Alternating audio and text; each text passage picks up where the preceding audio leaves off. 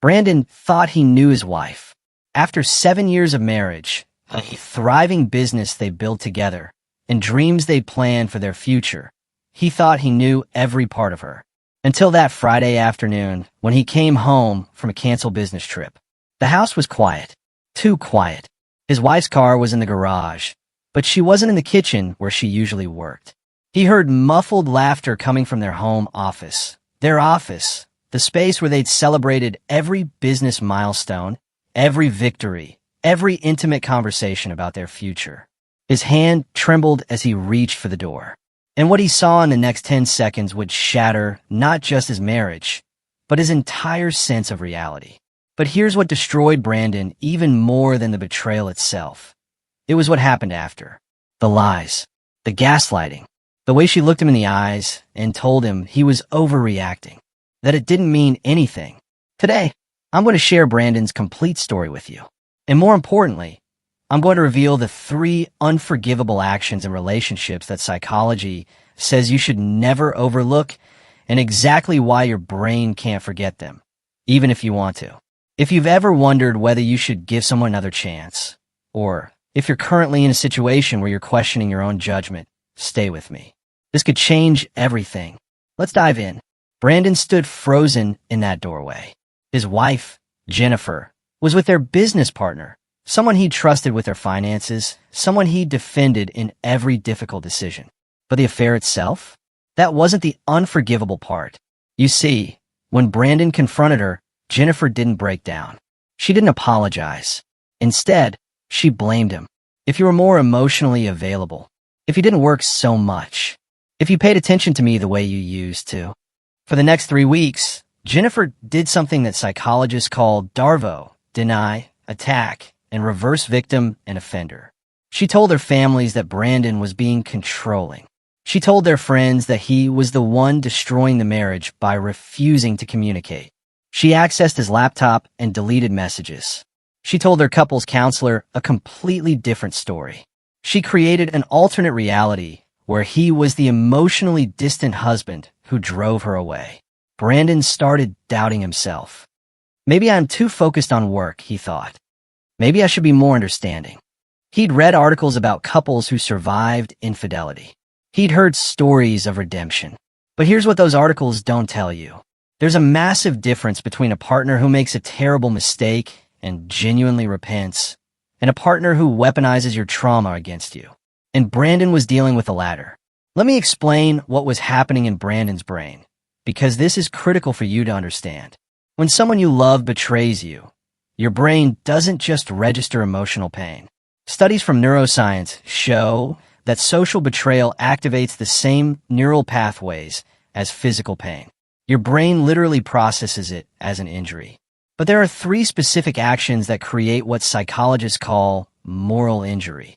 A trauma so deep that forgiveness becomes psychologically impossible without significant consequences to your mental health. Here read the unforgivable actions you should never overlook. Unforgivable action 1. Betrayal plus blame shifting. This is what Jennifer did to Brandon. Research from Dr. Jennifer Freyd at the University of Oregon shows that betrayal trauma, combined with gaslighting, creates a toxic cycle that rewires your stress response. Your brain can't heal from betrayal when the betrayer is actively denying your reality. Why? Because healing requires validation. When someone cheats and says, "I'm sorry, I was wrong, I hurt you," your brain can begin processing. But when they say, "You're overreacting, this is your fault," your brain enters a state of perpetual confusion. You can't grieve what isn't acknowledged. Unforgivable action 2. Weaponizing your vulnerabilities. Remember how Brandon shared his insecurities with Jennifer? His fears about not being emotionally expressive enough? His struggles with opening up after his father's death? She used every single one against him during arguments. Psychologist Dr. John Gottman calls this sulfuric acid for love. When someone takes the intimate knowledge you've trusted them with and turns it into ammunition, they're not just hurting you. They're destroying the foundation of emotional safety that relationships require. Your brain cannot maintain intimacy without safety. It's neurologically impossible. Unforgivable action 3. pattern denial despite evidence. Here's where Brandon's story gets darker. After he discovered the affair, he found out it wasn't the first time. There were messages going back years. Different people, different lies. When confronted with evidence, Jennifer had a new excuse for each one. That was different. I was lonely. You don't understand what I was going through. Clinical research shows that when someone repeatedly violates trust and refuses to acknowledge the pattern, they're demonstrating what's called characterological betrayal. This isn't a mistake, it's who they are. And here's the hard truth. You cannot forgive someone who isn't actually sorry. You can only exhaust yourself trying.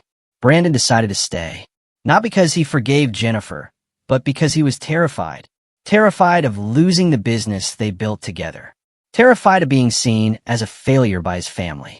Terrified of admitting that he'd been blind to the truth for years. For 2 more years, he stayed. And in those 2 years, something died inside him. Not just his love for Jennifer, but his love for himself. He stopped sharing his feelings. He stopped trusting his instincts. He became a shell in his own life, constantly walking on eggshells around her moods, apologizing for things he didn't do, accepting minimal affection as if it were more than enough. His therapist later told him he was exhibiting symptoms of complex PTSD from his own marriage. But here's the turning point. One evening, Brandon was having dinner with his younger brother, who was about to propose to his girlfriend. His brother was glowing, talking about trust and partnership and building a life together. And Brandon realized he couldn't remember the last time he felt that way. He couldn't remember the last time he felt safe. He filed for divorce the next month. Now, I know what some of you are thinking, but aren't we supposed to forgive? Isn't that the healthy thing to do? Here's what modern psychology actually says. Forgiveness is only healthy when it doesn't require you to deny reality or sacrifice your boundaries. Dr. Harriet Lerner, clinical psychologist and author, explains that false forgiveness, forgiving someone who hasn't changed, who isn't remorseful, who continues harmful behavior, is actually a form of self-betrayal. Your brain knows the danger is still present. So when you force yourself to forgive and forget, you're creating cognitive dissonance that manifests as anxiety, depression, and chronic stress. Real forgiveness requires 3 things. 1. Genuine remorse from the offender. Not just, I'm sorry you're upset. 2. Consistent change behavior over time, not promises, actions. 3. Your emotional safety being restored. Not just tolerated, but prioritized. Without these 3 elements, what you're doing isn't forgiveness, it's survival. And survival mode is not a way to live.